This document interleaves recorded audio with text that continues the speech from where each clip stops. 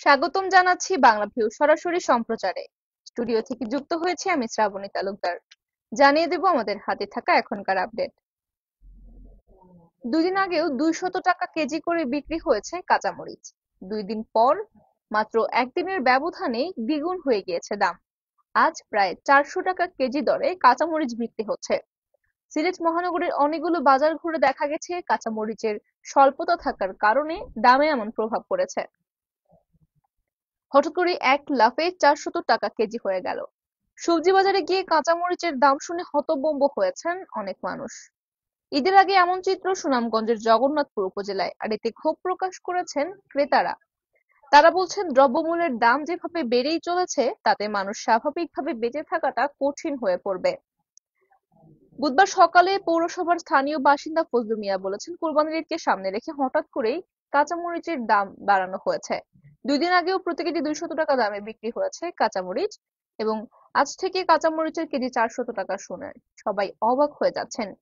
নিয়মিত বাজার তদারকি না করায় যে যার মতো করে ক্রেতাদের নিকট থেকে অতিরিক্ত দাম আদায় করছে, এমন অভিযোগ করেন অনেক ক্রেতাই। আরেকজন ক্রেতা জানিয়েছেন, কাঁচামরিচের এত দাম শুনে কপালে চিন্তার ভাঁজ পড়েছে। হঠাৎ করে এক লাফে 400 টাকা করে বিক্রি হচ্ছে।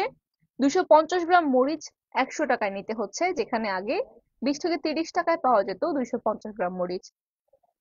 বাজার ঘুরে দেখা যায় 400 টাকা কেজি দরে বিক্রি হচ্ছে, যা কয়েকদিন আগেও ছিল 150 থেকে 200 টাকা। বছরের শুরুতে প্রচন্ড খরা এবং এখন চলছে অব্যাহত বৃষ্টিপাত, যে কারণে ফলন বিপর্যয় হয়েছে, এবং ফলন কম হওয়ার কারণে কাঁচামরিচের দামে এমন প্রভাব বলে জানিয়েছেন বিক্রেতারা। বিক্রেতারা বলছেন, অতিরিক্ত দাম নেওয়ার কারণ কাঁচামরিচের স্বল্পতা। তারাও নাকি আড়তদারদের কাছ থেকে বাড়তি দামে কিনছেন, যে কারণে তারা বাড়তি দামে বিক্রি করতে বাধ্য হচ্ছেন। আরো একজন বিক্রেতা জানিয়েছেন, উৎপাদন কম হওয়ায় কাঁচামরিচের তীব্র সংকট রয়েছে, যে কারণে চাহিদা অনুযায়ী এই পণ্য না পেয়ে অতিরিক্ত দামে আড়তদারদের কাছ থেকে কিনে আনতে হচ্ছে, এবং যে কারণে দাম বেড়েছে। তবে ক্রেতাদের অভিযোগ, নিয়মিত বাজার তদারকি করা হলে এই ধরনের হঠাৎ করে দ্রব্যমূল্যের দাম বেড়ে যাওয়াটা হবে না। আগামীকাল বৃহস্পতিবার পবিত্র ঈদুল আজহা। ত্যাগের মহিমায় কোরবানির মাধ্যমে এই দিনটি উদযাপন করা হয়। আজ সকালবেলা ঈদের নামাজ আদায় শেষে সবাই পশু কোরবানি দেন, এবং এতদিন ধরে মোটামুটি এত সিলেটে অনেকগুলো পশুর হাট বসানো হলেও তেমন ভাবে জমে ওঠেনি। আগামীকাল ঈদ, তাই আজ শেষ দিন পশুর হাট কিছুটা জমে উঠেছে। তবে সিলেটে পশুর হাট তেমন ভাবে না জমার কারণ এক ধরনের রোগ।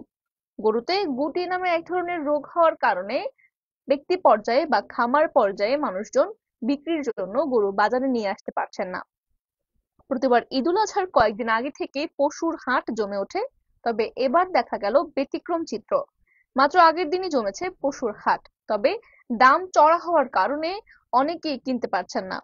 হাটে মানুষের আনাগোনা বাড়লেও চড়া দাম হাঁকছেন বিক্রেতারা। এবার ঈদে সিলেট বিভাগের বিভিন্ন স্থানে অনেকগুলো দোকান বসেছে, এবং সিলেট মহানগরীতে অস্থায়ী 225টি পশুর হাট বসেছে। এইসব হাটে চলছে কোরবানির পশু বেচাকেনা। জানা গেছে, গুটি রোগের কারণে অসংখ্য খামারি এবং ব্যক্তি পর্যায়ে পালিত পশু বাজারে নিয়ে আসতে পারছেন না, এবং প্রভাব পড়েছে গরুর দামেও।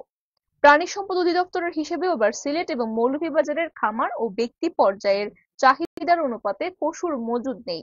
তবে সুনামগঞ্জ এবং হবিগঞ্জ জেলায় যথেষ্ট পরিমাণে মজুদ থাকার কারণে এবার পশুর ঘাটতি হবে না বলে জানিয়েছেন প্রাণী সম্পদ কর্মকর্তা। সিলেট মহানগরের কয়েকটি পশুর হাট ঘুরে দেখা গেছে বাজার তুলনামূলক কোরবানির পশু কম আর দাম চড়া।